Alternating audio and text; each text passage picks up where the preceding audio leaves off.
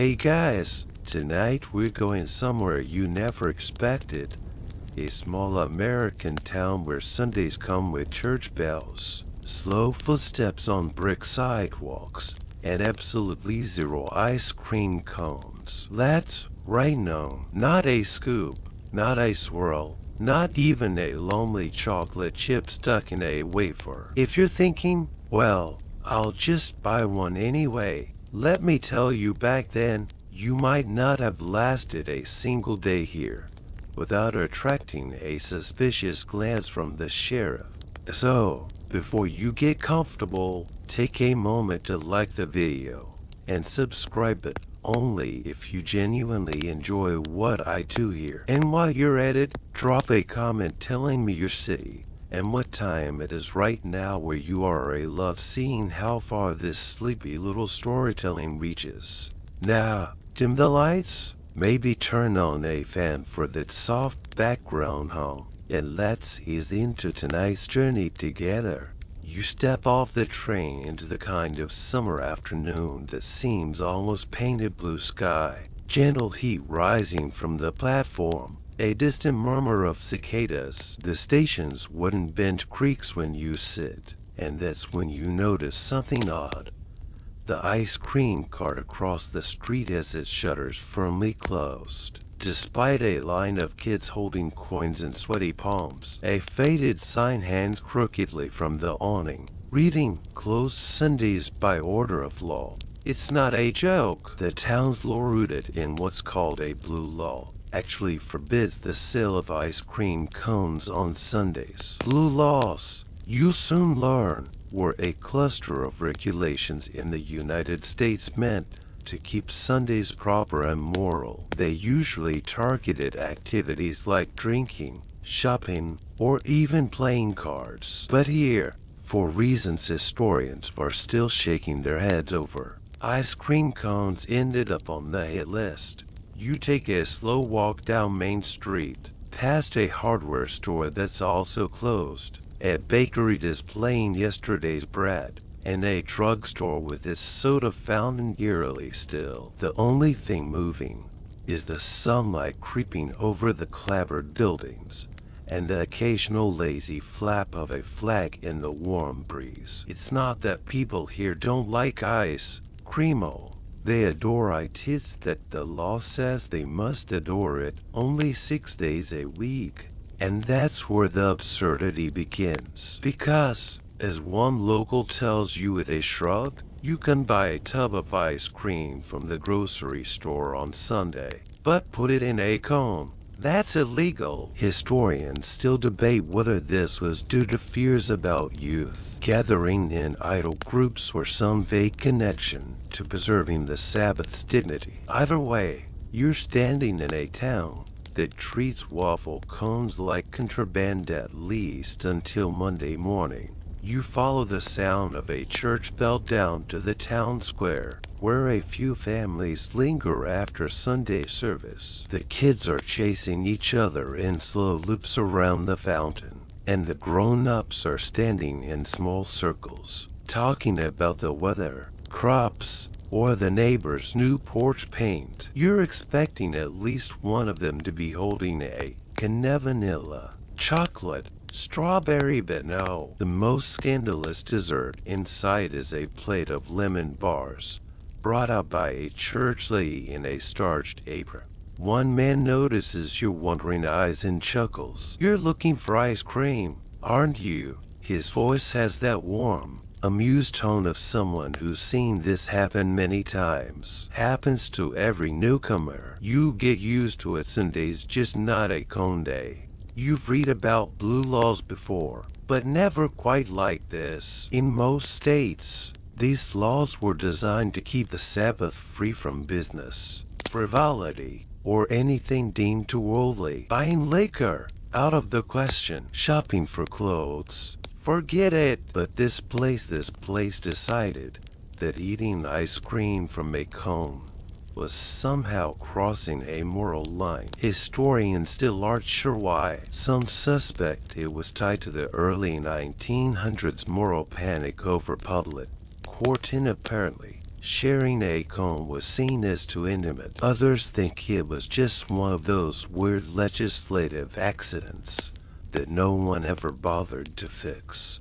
You stroll past a newsstand selling week-old papers. A yellowed headline from decades ago catches your eye. Council upholds Sunday cone ban in heated vote. The article claims the ban maintains the quiet dignity of our Sabbath, which sounds noble until you imagine the quiet dignity of a child crying over an empty hand where a cone should be. By now, you're getting curious what happens if someone breaks the rule. You spot the local police officers leaning against his car, sipping a coffee. He grins when you ask. Technically, it's a fine, $25 back in the day. But between you and me, most of us didn't write the ticket unless somebody made a big show of it. Still, there was this one kid who tried to sell cones from his front porch one Sunday. Let's just say he'll learn it quickly that our mayor wasn't amused.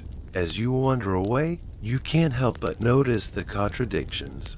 The diner sells slices of pie dripping with ice cream on top. Yet somehow, that's perfectly fine. Put that same scoop on a cone. Oh, and you're stepping into the realm of moral chaos. It's the kind of rule that feels like it belongs in a novel, rather than an actual law book, and yet here you are, living it for a day.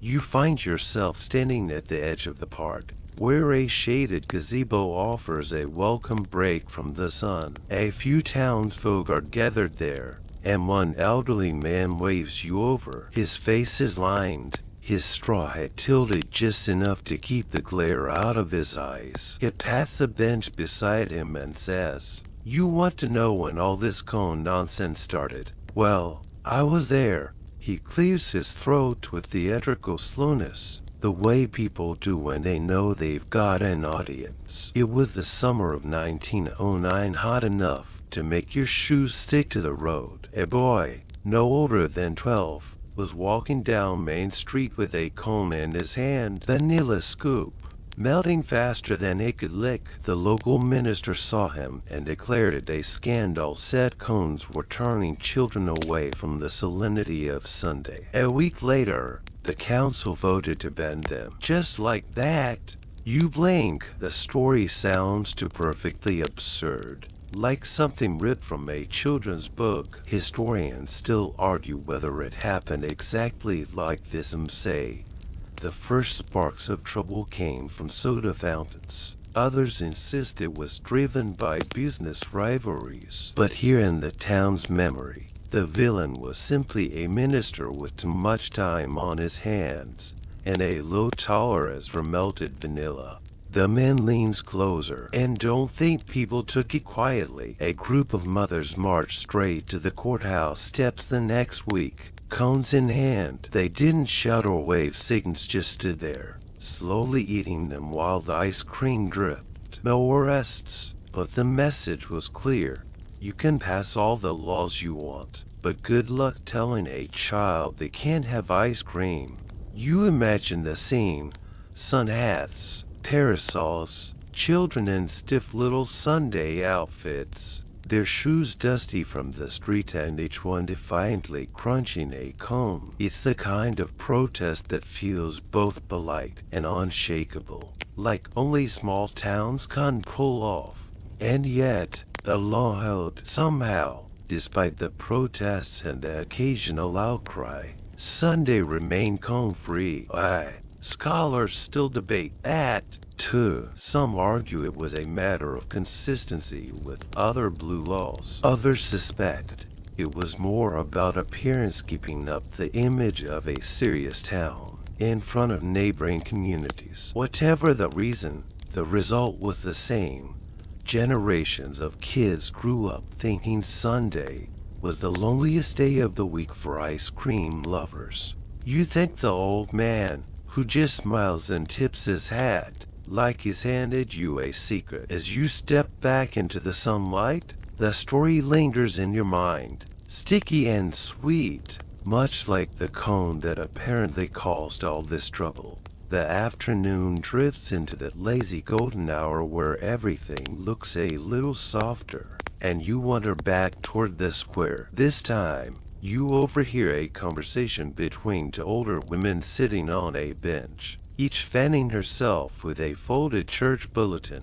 Cones lead to loitering. One of them says with conviction, "A young man buys a cone, a young lady buys a cone," and the next thing you know they're standing far too close, talking about nothing for hours. You almost laugh out loud, but you keep quiet because here it is moral panic in action. To some folks back then, an ice cream cone wasn't just a snack, it was a slippery slope into flirtation, leisure, and maybe even questionable morals. A cone, after all, was portable, easy to hold, easy to share, and most scandalous of all, it allowed people to walk while eating. That kind of casual behavior didn't sit well with certain preachers or parents. Historians are still debating whether this fear was genuine or exaggerated after the fact. Some think ministers genuinely believed cones would distract young people from Sunday solemnity. Others argue it was more symbolic. The cone represented a creeping modernity, a world moving faster than the slow, controlled rhythm of the Sabbath. Whatever the truth, sermons were preached, editorials were written, and the cone was cast as a villain. And the thing is, you can almost see how it caught on. Imagine the contrast. The hush of hymns in a wooden church, followed by the joyful chaos of kids chasing each other with melting ice cream dripping down their wrists. To the straight guys of the day, it must have looked like frivolity at its worst. But not everyone agreed. You find an old clipping in the drugstore window, a faded letter to the editor from 1911. It reads, "If God disapproves of cones, why did He make summer?" The handwriting is slanted and urgent, like the writer dashed it off before the ink could dry. And suddenly, you realize this wasn't just a letter, it was a running debate woven into the town's identity. As the women on the bench get up and stroll away, you can't help but smile. All this over a dessert that today sits harmlessly in every freezer aisle. Yet in this little town, for a while at least, a cone wasn't just a cone, it was a battleground. Evening settles in with a softer light, but your curiosity hasn't cooled a bit. You duck into a narrow side street where the bakery still smells faintly of yeast and cinnamon. The baker, sleeves rolled up and dusted with flour, notices you eyeing the display with a mischievous grin. He leans closer and whispers, "Want to know how we got around the cone ban?" He pulls out a sketch from an old notebook that looks suspiciously like a cone, but with squared edges, shaped more like a folded pastry than a crisp wafer. See, technically not a cone, just a triangular bread pocket. And if ice cream happened to fit inside, well, who could blame the bread for being versatile? It's ingenious. Really, a loophole in pastry form. Historians still debate how widespread these cone but not cone tricks were, since official records rarely mention them. But oral histories like this baker's story suggest that people constantly try to outwit the ban with creative desserts. Some even swap cones for hollowed rolls of bread or use metal cups, pretending it was kitchenware rather than a cone. The baker chuckles, remembering one summer I sold what I called Sunday pockets, filled them with sherbet, or sometimes custard. The kids knew exactly what it was, but when the constable came around, "Oh, no, officers, this is bread, very holy bread." You imagine this scene vividly. Children with sticky fingers, sherbet dripping down pastry seams, and parents pretending to fuss about crumbs rather than law-breaking. The whole ritual had a playful, rebellious charm. It wasn't a revolution, just a gentle nudge at authority way of saying, we'll follow your law, but only in spirit, not in scoop. And yet, not everyone found it funny. Old records show that some council members pushed back, warning that bending the rules was as bad as breaking them outright. A 1920s editorial even declared, circumventing the ban dishonors both faith and flavor. Scholars today still argue whether these editors truly believed that or if they were just grumpy about melting custard stains on Sunday clothes. You step back onto the street with the image in your mind.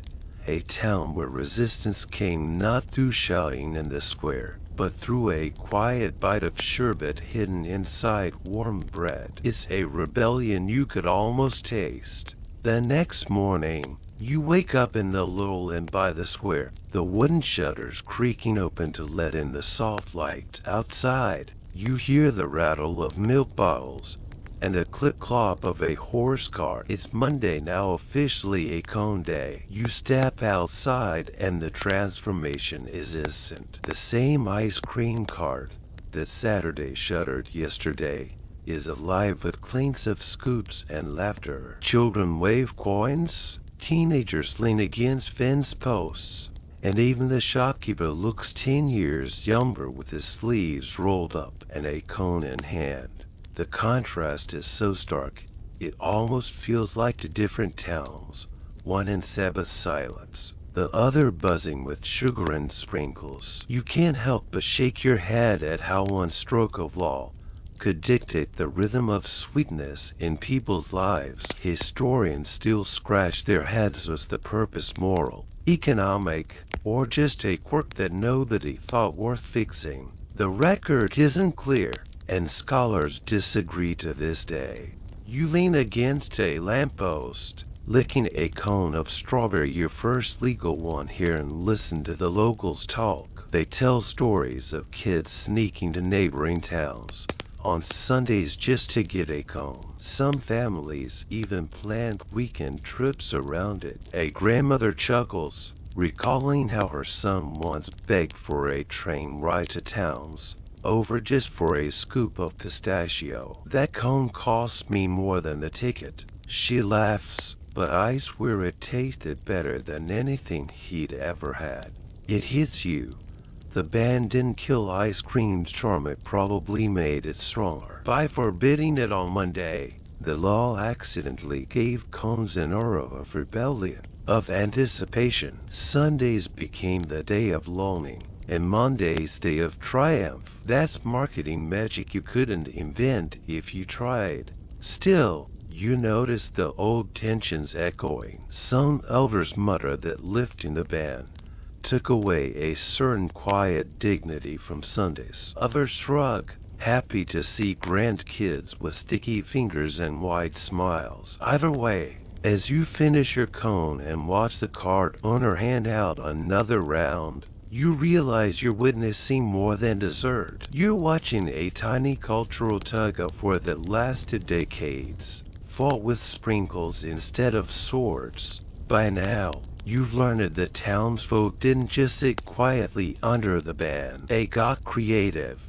and sometimes a little dramatic. As you walk past the old hotel, the desk clerk waves you over and tells you about the time tourists staged what the local paper later called the sprinkle protest. It was the 1920s, peak summer, when a group of out-of-towners arrived, expecting carefree Sundays filled with cones. Instead, they found shuttered carts and a stern sign reminding them of the law. Rather than sulk, they went to the general store, bought bags of rainbow sprinkles, and marched down Main Street tossing them in the air like confetti. Kids squealed, caught sprinkles on their tongues, and parents tried not to laugh. It looked like a wedding for ice cream. The clerk says with a grin, Newspapers at the time painted it as both scandalous and charming. Some editorials scolded them for mocking the Sabbath. Others gently admitted that a little rain of sprinkles never hurt anyone. Historians are divided. Even now, was it a sincere act of protest, or just bored tourists having fun? Either way, it left a colorful memory in the town's lore. And there were other acts, too. Teenagers sneaking cones across county lines, then bragging about it on Monday mornings like smug outlaws. A few soda fountains tried to test the boundaries by selling cone kid scoops in a cup with a cone placed on the side. Strictly decorative, the police usually looked the other way, unless someone made a big scene.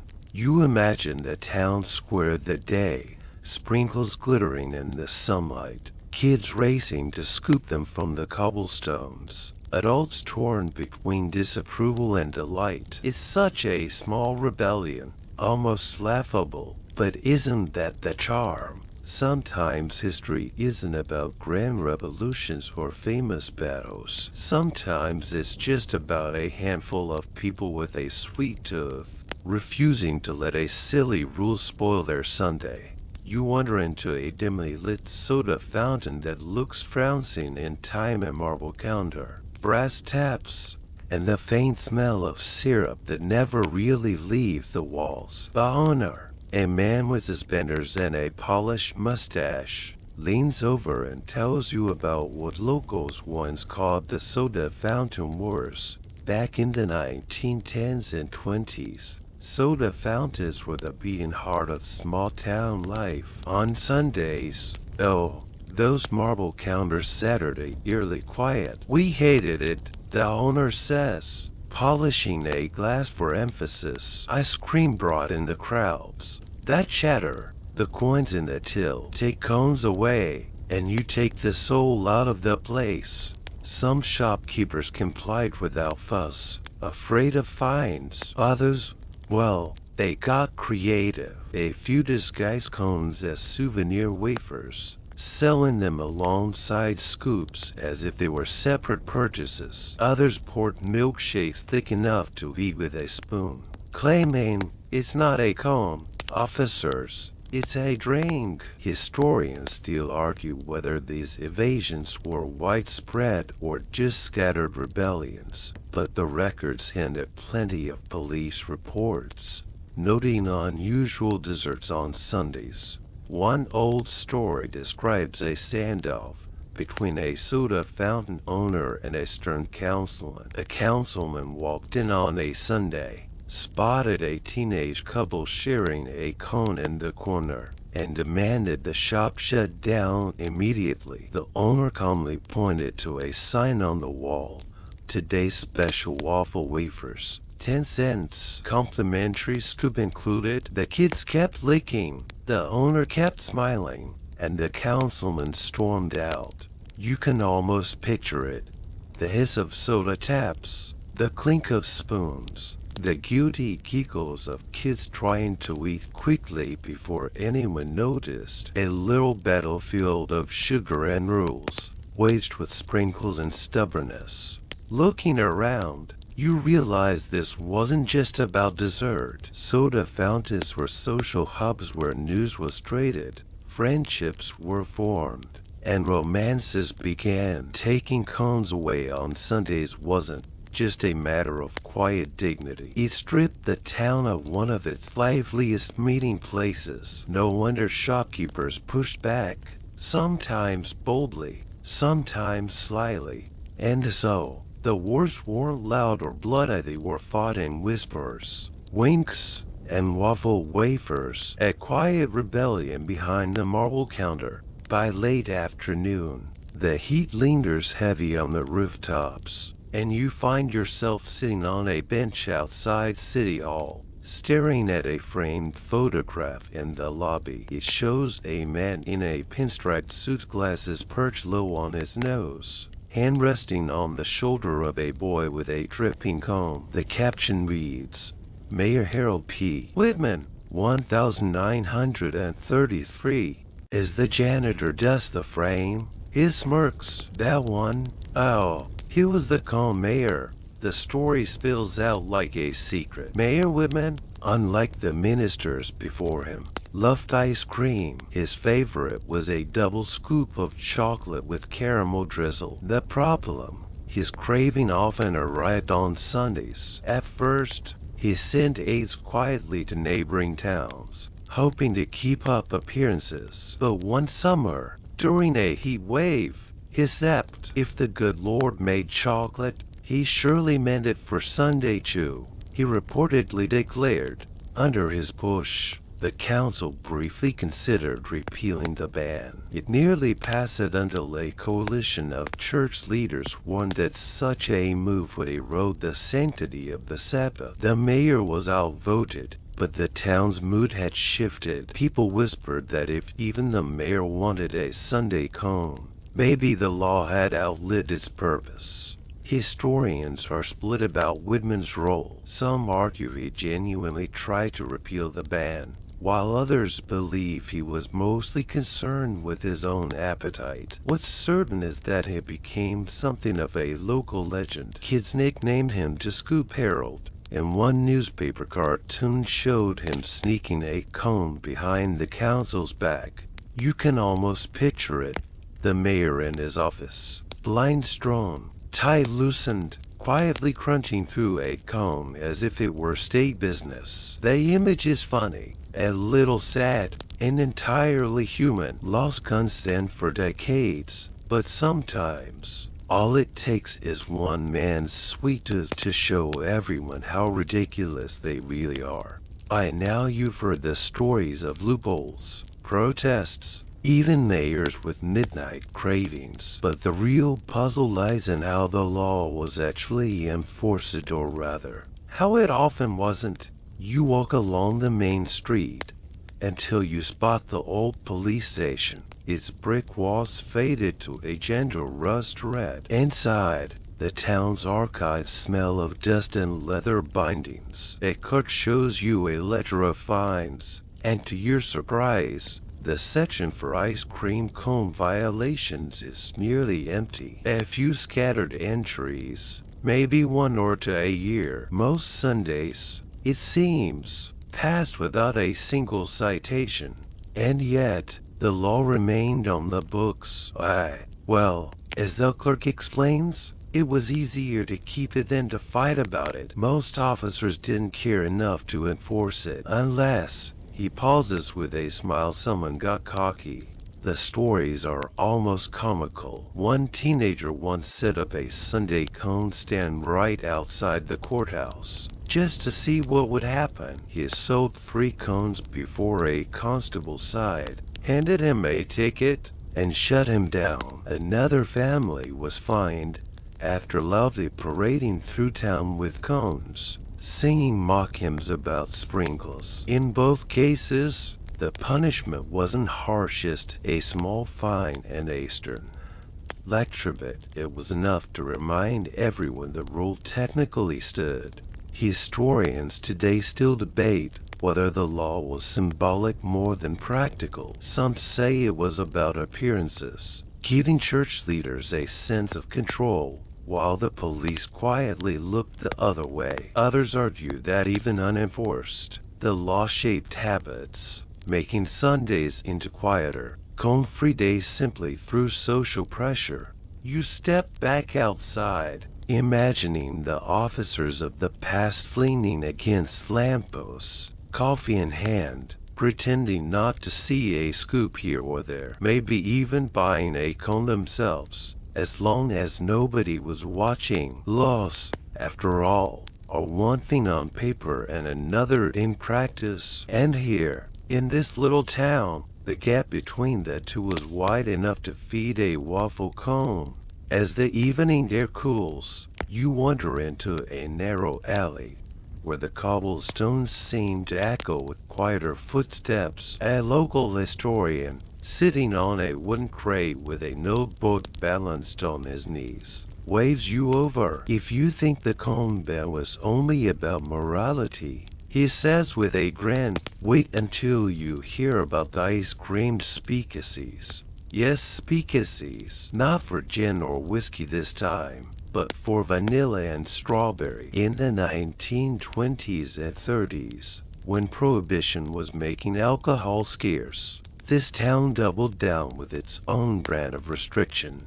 No cones on Sunday. For some people, that was too much deprivation for one weekend, so they improvised. Behind bakeries, in the back rooms of soda fountains, even in a shed or two, neighbors set up little gatherings. One person brought tubs of ice cream, another supplied cones hidden in flour sacks, and a lookout kid Saturday on a crate by the door, whistling if a constable walked past. Password was usually something silly. The historian chuckles, like double scoop or chocolate ripple. You picture it clearly, families slipping in with a wink, kids pretending they were on a grand heist, grown-ups laughing as they licked cones in dim lamplight. No bootleggers, no jazz bands, just the thrill of eating forbidden dessert together. Scholars still disagree on how common these speakeasies really were. Some argue they were just exaggerated anecdotes told decades later, a way to make the town's story sound more colorful. Others point to police reports describing illegal gatherings with flouncing goods and argue the tradition was real enough. Either way, the legend survives, passed down like a campfire tale. What's certain is that for those who joined in, the experience wasn't just about ice cream. It was about camaraderie, a gentle rebellion, and the warm sense that rules could be bent when they became too silly to bear. You can almost taste the sweetness of those secret cones, shared in laughter while the rest of the town pretended to keep its Sabbath dignity. The sun dips low, casting a honey-colored glow across the town's rooftops, and you find yourself inside the courthouse archives, rows of file cabinets that creak like they've been waiting a century to tell their stories. An elderly clerk hands you a slim folder labeled simply, "Cone Fee Council 1947. Inside, the case unfolds like the climax of a very slow drama. A local vendor, tired of losing Sunday sales, had finally challenged the law. His argument was simple.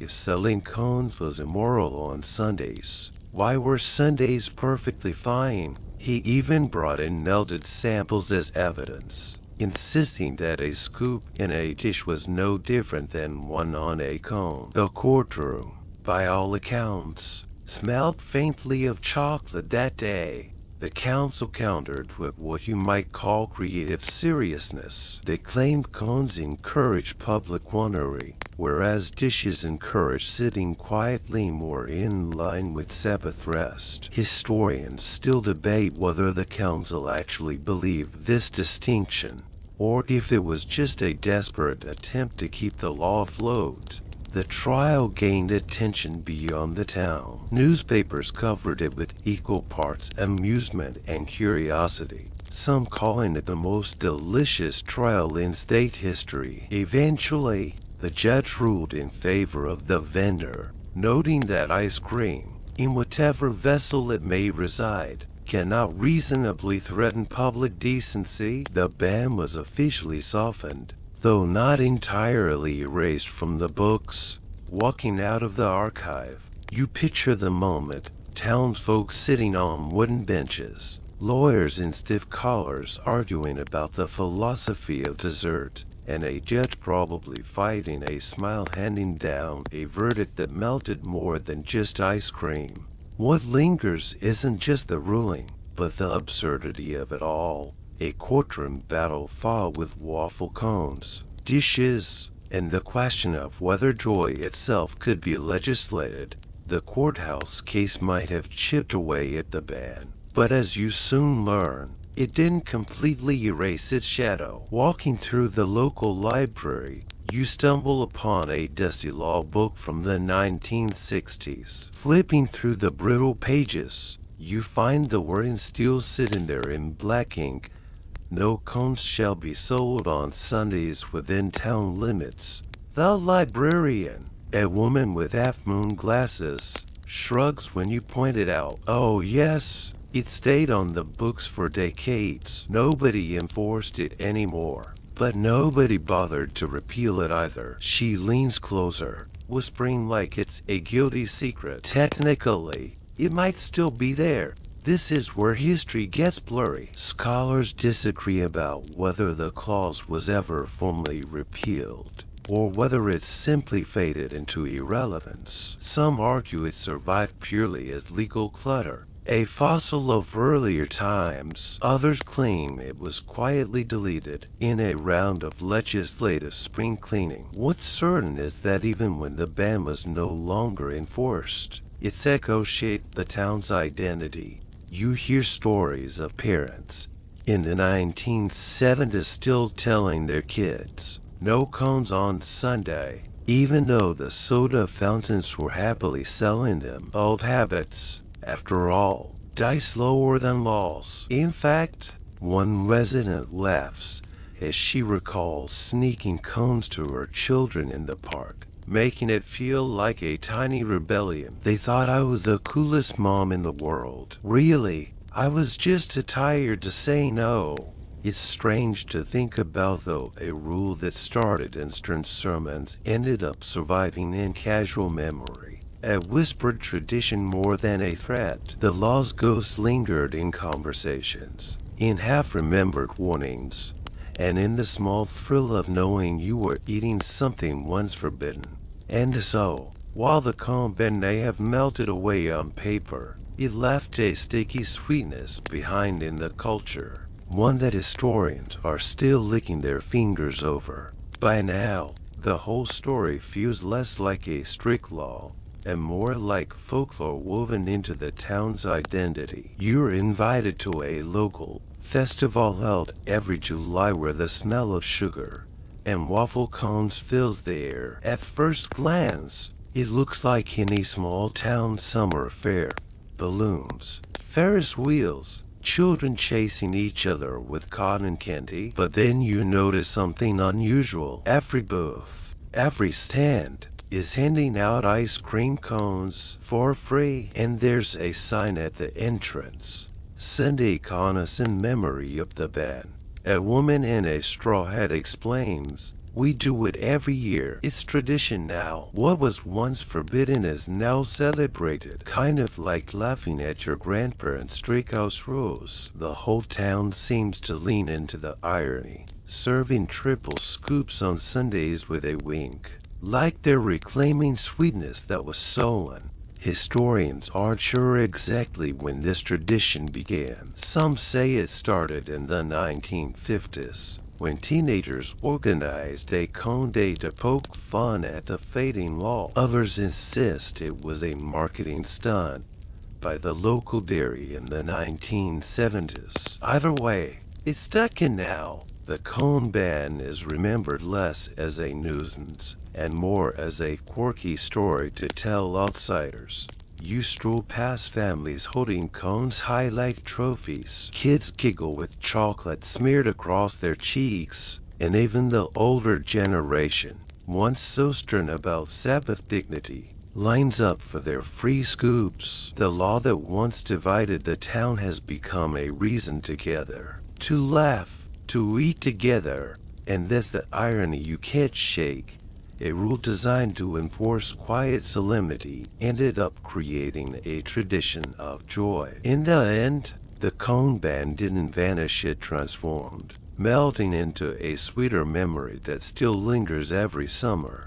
The night feels cooler now, the last streaks of sunset melting into deep blue. You pause by the river that winds through the edge of town, reflecting on everything you've seen and heard. Once, this community tried to legislate morality with something as simple as dessert. Today, the memory of that ban lingers only in stories, laughter, and the sweet drip of melting cones in summertime.